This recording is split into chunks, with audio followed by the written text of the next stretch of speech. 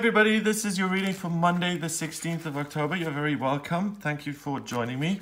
I'm using the Radiant Rider-Waite deck for today's reading. Let's have a look at what the cards want you to be aware of and what they want you to know. This is the deck that I use in most of my personal readings because the symbols and the messages are so archetypal and clear. So if you're someone who's a beginner, or you're thinking about starting to do your own tarot readings, I would recommend this deck. It's the Radiant Rider-Waite deck for your readings. Okay, so today on Monday, the 16th, you're going to feel a call from the universe. The Judgment card isn't about being judged. It's not about getting to the pearly gates and St. Peter is there saying, have you been a good boy or a bad boy? It's about the judgment of the universe in terms of who you really are. And think of this angel as Saturn, okay? Saturn in astrology, you have Saturn return 3 times in life, between 28 and 29 and a half, 56 and 58, and 84 and 86. And Saturn knows what your life purpose is. It knows what you're meant to do with your life. And during those returns, it makes problems for you because it's kind of like, hey, actually, hang on, this is what you're meant to be doing. So think of Saturn or your angels as always kind of knowing what your purpose is, what you're supposed to do. And today you get a wake-up call from your guides, your ancestors, your higher self, the feeling of Saturn returning, whatever it is for you. There will be a message saying, wake up, take a different direction, do what you're meant to do, and stop being these people down here. You can see they're stepping out of coffins. It's really rather macabre, actually, this card. But it's saying, wake up from the dead, live your real purpose, and wake up to your real life. So it's a week of kind of snap out of it, get back into what you're supposed to be doing, or discover what you're supposed to be doing for the first time, and start making kind of progress to finding it. So you've already got a lot of good things in your life. That's the 8 of Cups. 8 of Cups represents, each of those cups represents a positive thing in your life. So relationships, housing, finance, career, spirituality, family, friends, all of those kind of things. And you can see this young man with a cloak of red walking away from that. And he's got a lot of good things in his life, but he wants more. He wants to follow his passion, and he doesn't want to be stifled by his fears. So he wants to continue on. So you're being asked to do something, and you're being asked to move in a different direction despite having a lot of good stuff in your life. And then finally, we have the Ace of Swords. And the Ace of Swords is a blessing from the universe in terms of your ideas, in terms of inspiration. So it's an interesting day. You may feel a little bit all over the place. You may not feel exactly like what you're supposed to be doing. You may go into the week with kind of a lack of focus.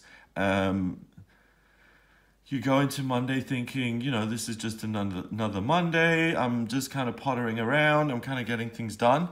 Bam, suddenly something will kind of appear inside of you, or you'll hear something, or you'll feel something that's asking you to make a change. And this passion is going to arise within you and is going to be, okay, this is a passion that I didn't realize was there. I've just been reminded of it.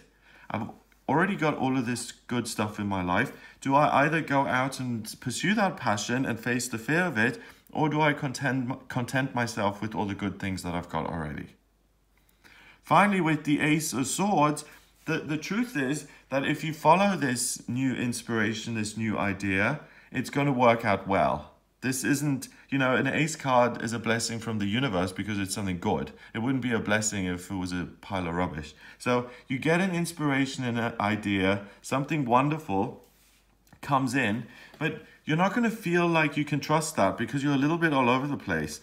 On the one hand, you feel kind of like, okay, I'm being asked to do something here. Then looking at my life, it looks pretty good so far. I know there are things that I really still want to achieve that I haven't achieved yet, but those things are kind of scary to me.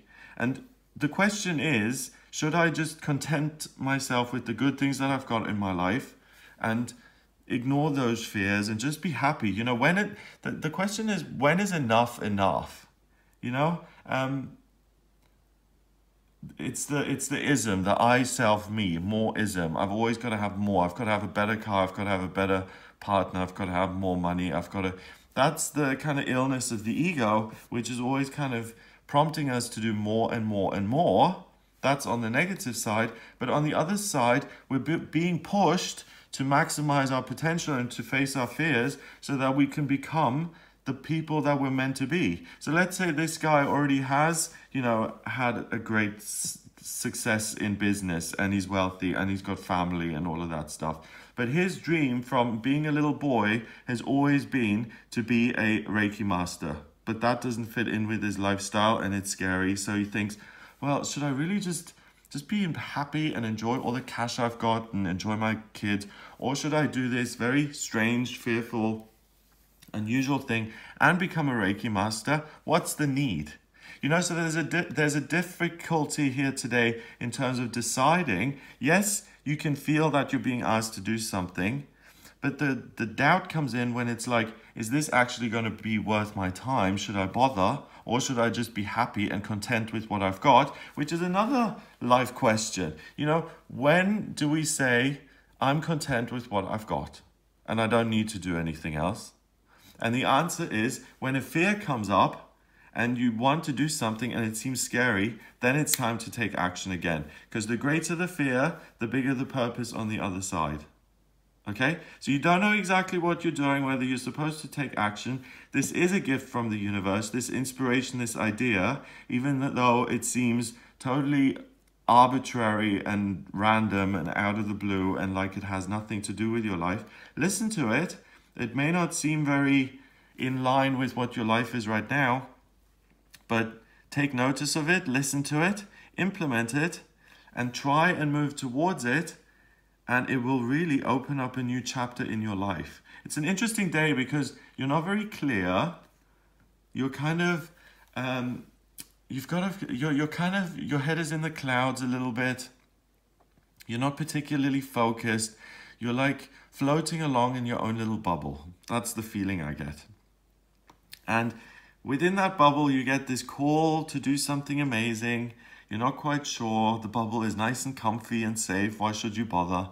But this sword, it's not going to pierce your bubble. You've got the choice today. But what we're saying is that if you decide to step out of that comfort zone, and if you do decide to pursue this passion which seems scary and unusual and unreal and like a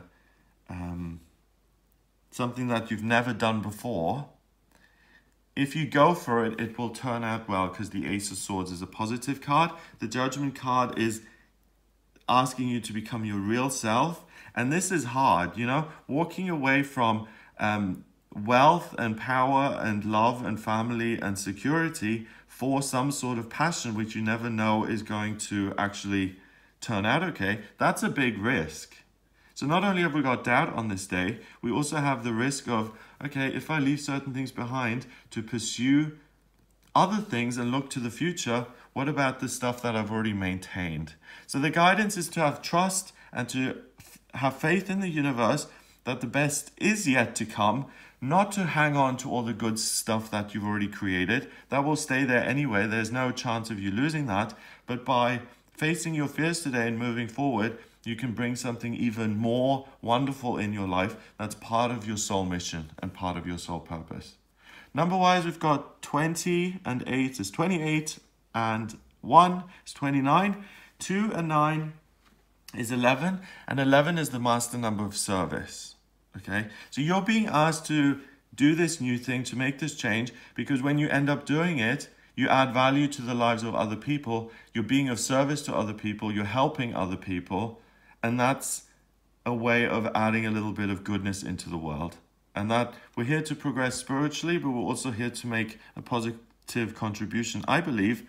And this is a very odd day. It's almost like the fog is very heavy, but you hear all these trumpets blaring and these swords floating in, and you're like, maybe I should walk out of the fog and do something.